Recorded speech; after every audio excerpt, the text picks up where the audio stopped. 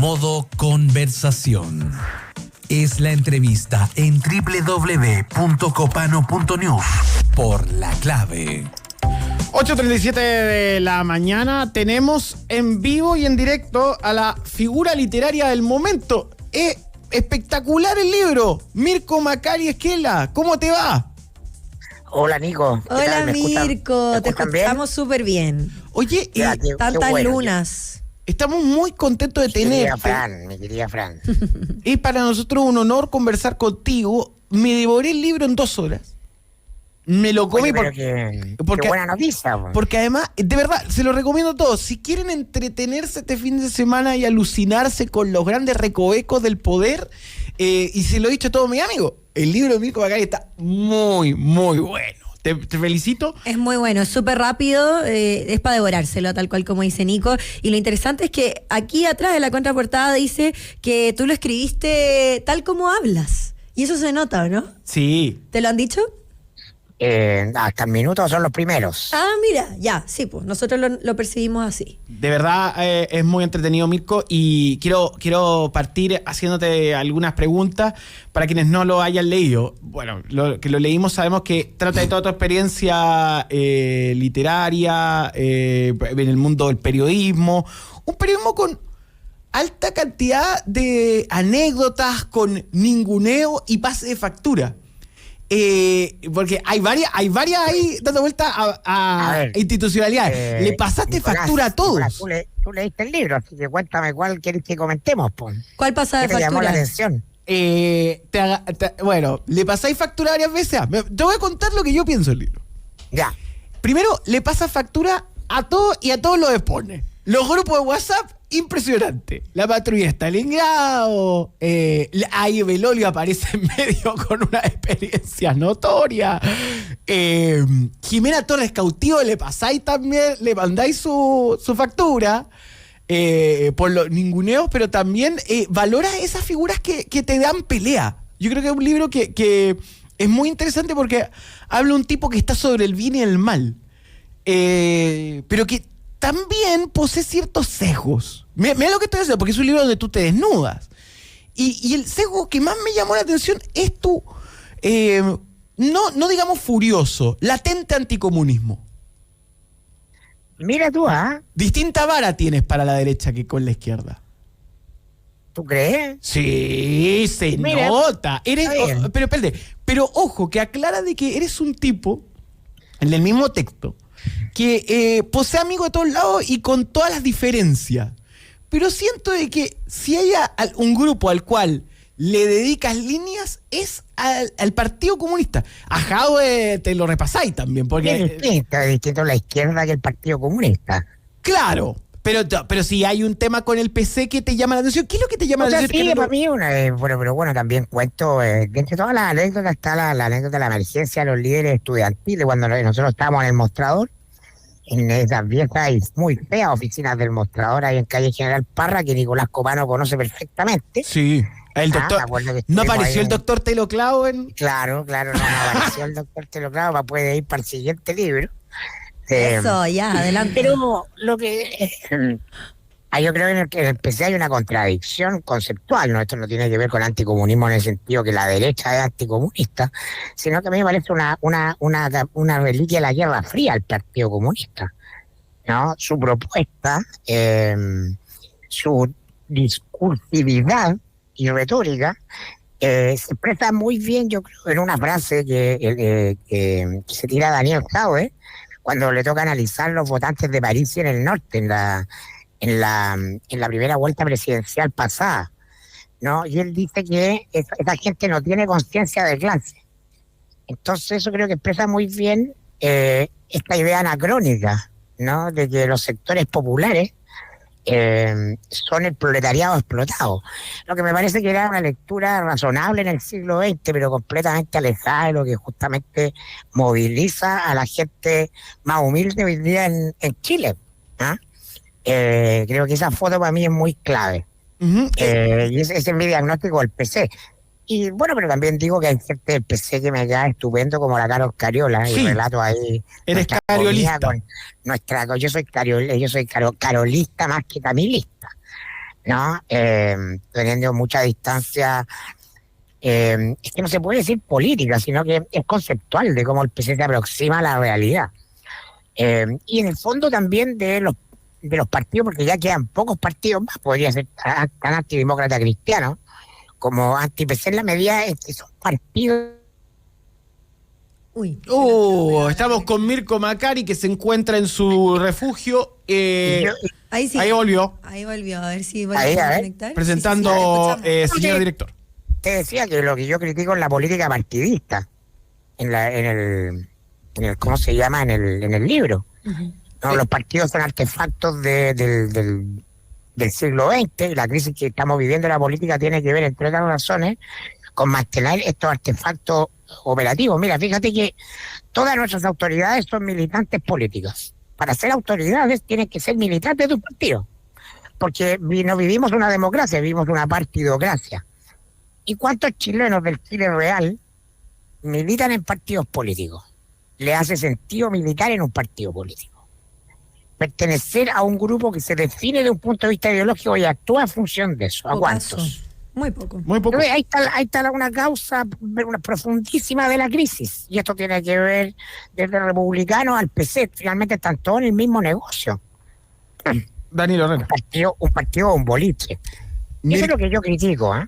Mirko, Danilo Herrera por acá. Oye, Hola, Danilo. ¿Y cuál es la alternativa? La alternativa, entendiendo que yo soy cientista político, entonces algo que repetimos siempre, sin tanta sustancia, me podría arriesgar, es que no existen democracias sin partidos políticos y no existen alternativas en el mundo, en la historia, de democracias sin partidos políticos. Entonces, ¿cuál es la solución? Claro, hasta ahora, pues. Hasta ahora. Claro, pero ¿cuál es la alternativa ahora? Las democracias del siglo XX se organizan bajo el sistema de democracia representativa y por partido, porque el siglo XX es un siglo ideológico, entonces nos separa por segmentos de centro, izquierda, derecha, etcétera. Y la política funcionó muy bien así. Y hoy día eso está en crisis en todo el mundo. Hay una crisis de las democracias representativas. Porque la gente ya no necesita que otro la represente. La gente se está representando a sí mismo todos los días cuando le pone me gusta, cuando pone compartir, ¿no? Entonces, culturalmente, esa política de la representación no se condice con la cultura emergente que ya está instalada en la sociedad, que es una cultura digital. Entonces, ahí, sale en el ojo, libro, ahí quiero decir algo. Sí, Ahí Mirko coincide con Ricardo Lago Escobar, a quien también habla del libro y que en el último tiempo dijo de que era una democracia mucho más trending topic. ¿Te encuentras con Ricardo? Pero Mirko lo dice en el libro. Sí, no, pero Mirko también en el libro cuenta las anécdotas de la aventura del mostrador y que le dijo Ricardo Lagos que eran su piedra en el zapato. Claro, lo que yo hago es transparentar que finalmente los medios escritos tienen que ser medios con agenda política. Claro. Los medios que cubren política, a la vez que cubren política, hacen política. Es una ingenuidad pensar que los medios solamente informan. Y yo lo asumo, que cuando me tocó dirigir el mostrador tenía una agenda política. Y una de nuestras agendas políticas era darle con toda la concertación, porque no podían haber medios independientes si gobernaba la concertación. Y de alguna manera también eso se expresaba y representaba, yo lo narro en el libro, en lo que había sido el gobierno de Lagos. No me hagáis trampa, Mirko, porque estamos como... creo que bueno, tú eres un tipo brillante, no es el bombalet de la política chilena, digamos lo que es especial decirlo en esta radio, referido, referente, con un grupo de militantes propio. Y por eso mismo quiero preguntarte por algo. El libro termina en 2017. Sí. ¿Por qué no quisiste dejarlo en la actualidad? Comentas parte de tu aventura en la Cosa Nostra y Mayol y cómo lo conoces, pero no profundizas más allá. ¿Es por un segundo libro o porque a partir de ese momento comenzó tu retiro? Porque tú planteas que te estás retirando, eres como Soda Stereo. Hace rato te estás retirando y nunca sales. O sea, estoy completamente retirado. Me han llamado para participar en paneles políticos, en Sin Filtro, en la radio, que vuelva a la radio. No, he dicho que no, porque estoy fuera del análisis de contingencia política y de actualidad, y eso lo voy a respetar sí o sí. Así que, por favor, ¿Sabes qué? no tengo ambigüedades en eso. Que hay un Porque no punto te estoy sobre en eso otra que cosa. siempre me ha llamado la Y atención. el libro llega hasta 2017 porque el libro es claro, sobre lo que yo considero es la columna vertebral de mi carrera en el periodismo, que es mi trabajo en la prensa escrita. Yo trabajé en 3 medios, El Mercurio, La Nación Claro. y El Mostrador. Y eso es lo que está en el libro. Todo lo que viene después es un agregado nomás, no es un condimento, ¿no? Pero yo creo que es poco justo contigo, porque creo que el periodo entre 2017 y pongámosle 2022 tiene algunos hitos sabrosos. Uno tiene que ver en relación a tu retiro, y que no está en el libro, que siempre me llamó la atención tus últimos episodios en La Cosa Nostra. Y me permito hacer referencia a ello porque como admirador de tu trabajo, y uno empieza como a ver como serie, como un arco serial lo que va sucediendo. En medio de eso, tú sales y se da una coincidencia. Sale una serie de periodistas de la primera línea, entre ellos Andrea Vial, también en ese momento es muy raro porque justo cuando llega el Mundial, que es la constituyente, empiezan a salir.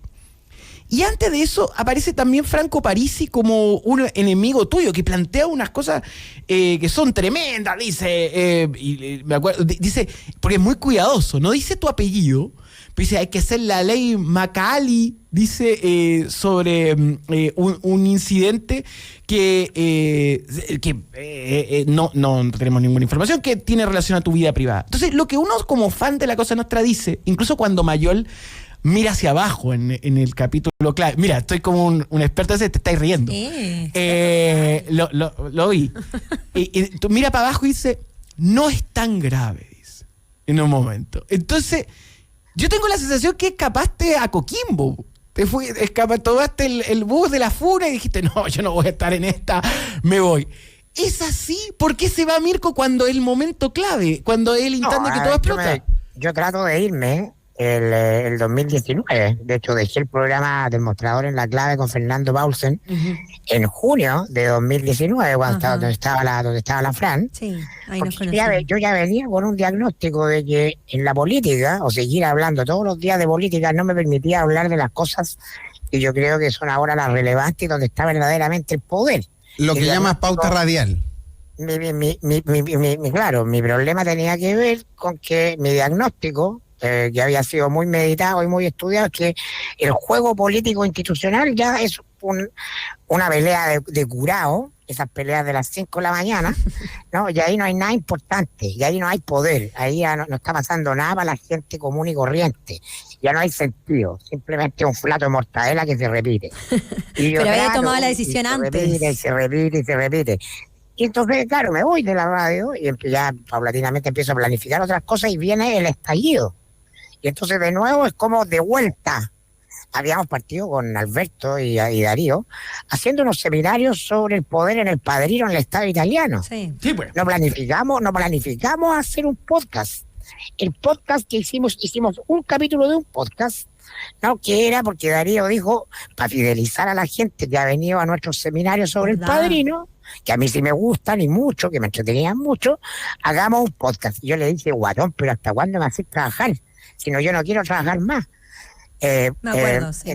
Y entonces, al segundo capítulo, ya estábamos en el estallido. Y en el capítulo empezaron a tener 100.000 visitas. Claro. Y entonces no me podía ir. Y lo mismo pasaba en la radio, todo era política. Ujú. Entonces tuve que postergar esto, pero yo lo tenía muy claro que iba a salir más temprano que tarde. A los- Sí, Nos está regalando el epílogo del libro. El libro es, a ver, lo voy a decir, es de lo mejor que he leído últimamente. Te lo devoraste. Me sí. lo devoré en el avión, camino a Buenos Aires, y después lo repasé. Y respecto a lo mismo, volviendo al libro, porque Señor director, podríamos... léanlo, cómprenlo. De verdad está Está en muy todas bueno. las librerías. Podríamos estar hablando contigo, análisis político, Es nuestro príncipe Harry. horas, porque por eso te tuvimos aquí en la radio por tanto tiempo también con el Mostrador en La Clave, como tú decías que era un lujo todas las mañanas. Y respecto a eso mismo, a los lujos que te diste dentro del libro, es muy bonito también para el lector conocer un poco más de tu historia. Tú dices que esto, y lo has dicho en otras entrevistas también, es parte de un cierre no solo periodístico, sino que un cierre también en diferentes ámbitos de tu vida. Y ahí empiezas a contar contar cómo fue tu relación con tu madre, cómo fue tu relación con tu padre, y haces un relato muy, muy interesante a los Fito Páez, podríamos decir, como en El amor después del amor, o en Infancia y Juventud. El periodismo después del periodismo. Con detalles de lujo, tal cual, de cada una de esas vivencias, pasando de la infancia a la juventud hasta ya el periodista que eres hoy en día. Es parte de un cierre, como tú decías, pero no por eso no vamos a esperar un próximo libro, ¿no? Porque quedamos encantados. Se viene. No lo sé, y yo no quiero volver a escribir de este tipo, de estas cosas. Me interesaría hablar de otras cosas, que son las que veo donde está hoy día la energía, donde están pasando las cosas importantes. Sí. Uno nunca sabe, pero el libro sí, y yo te lo agradezco, Fran, tiene ese sentido, es un sentido ritual de cierre de esta etapa en el periodismo, y básicamente en la prensa escrita, que es lo que yo quería hacer. Yo quería ser periodista, escribir en los diarios, y después quería ser director de un diario, y por eso el libro se llama Señor Director, y lo logré, y me voy profundamente agradecido de haberlo hecho. Y ahí cuento todas las maldades, cómo funciona la prensa, ¿no? Y dónde está el poder de la prensa escrita. Y yo lo ejercí. Y entonces me voy feliz porque era lo que yo quería. Yo quería ser un director mío. Y se nota, Se nota que eso se logró. La historia de eso tiene que ver con mis padres y mi madre. Ahí están mi padre y mi madre. No, finalmente son los dos grandes estímulos que inconscientemente me llevan a ser como soy. Que me estimulen ciertas cosas, ¿no? La política, la contingencia, las grandes ideas, la lectura, los mismos diarios. Eso está ahí en el libro, porque el libro es un libro muy personal, es una cámara subjetiva, como dirían ¿cómo se llama? Los narradores audiovisuales.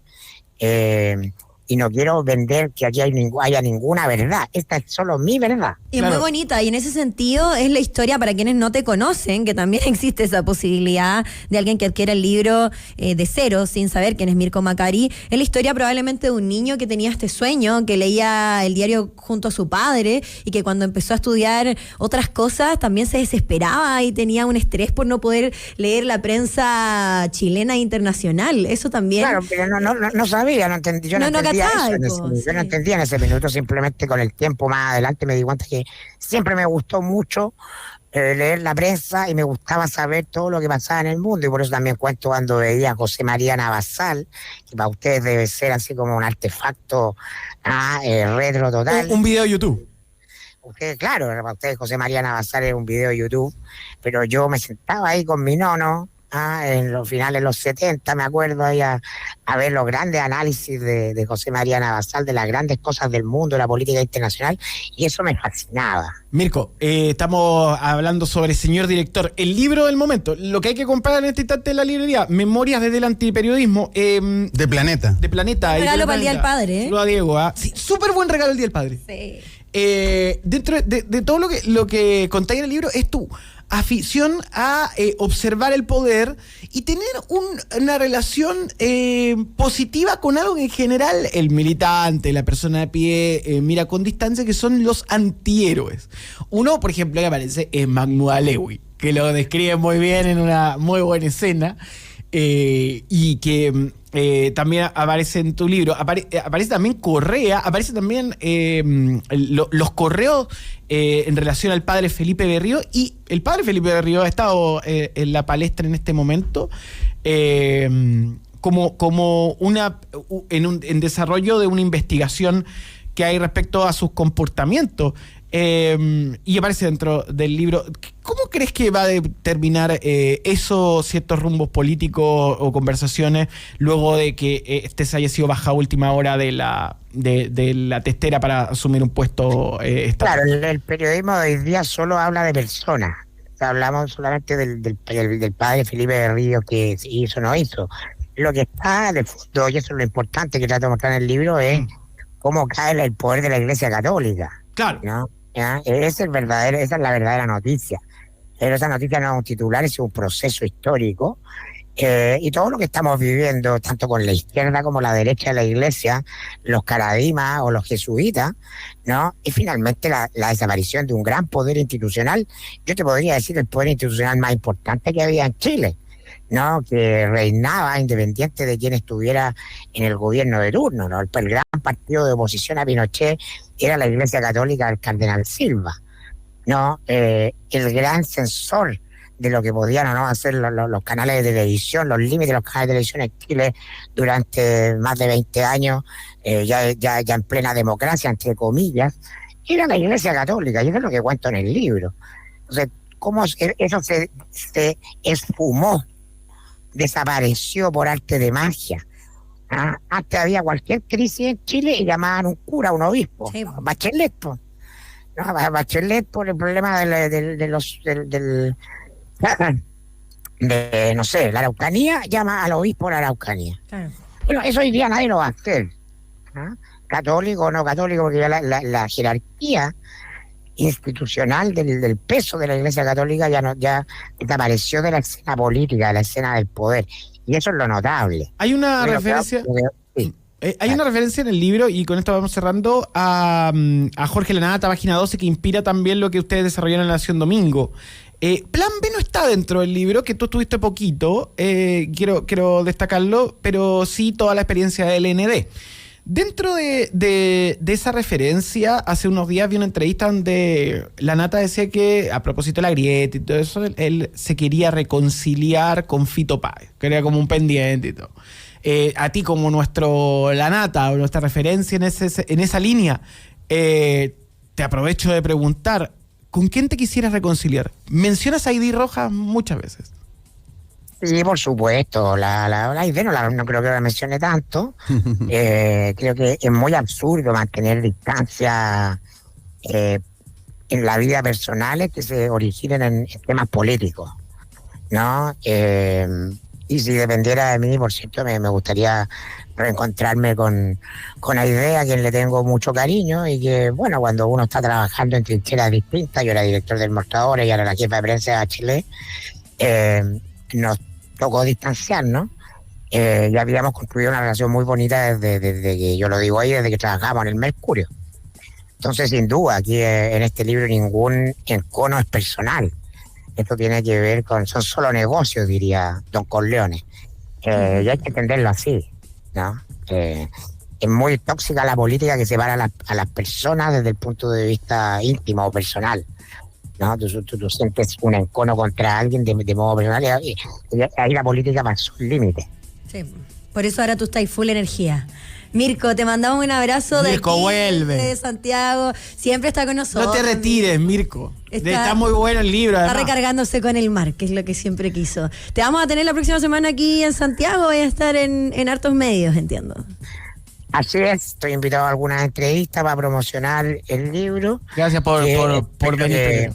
Espero que todos lo disfruten. Yo lo hice con mucha autenticidad, contándolo, casi vomitándolo, era lo que yo tenía adentro mío, y ahí está, y le agradezco esta entrevista, que le haya gustado sobre todo. Se nota, feliz Gracias, de tenerte Mirko. siempre. Ahí hablamos muy pronto. Mirko Macari, señor director en todas las librerías, el libro que tienes que leer, sí o sí. Excelente regalo para el Día del Padre. Un abrazo, Mirko. Chao, Cuídate. Mirko, cuídate. Gracias, chao, chao. Nos vemos. Chao, chao.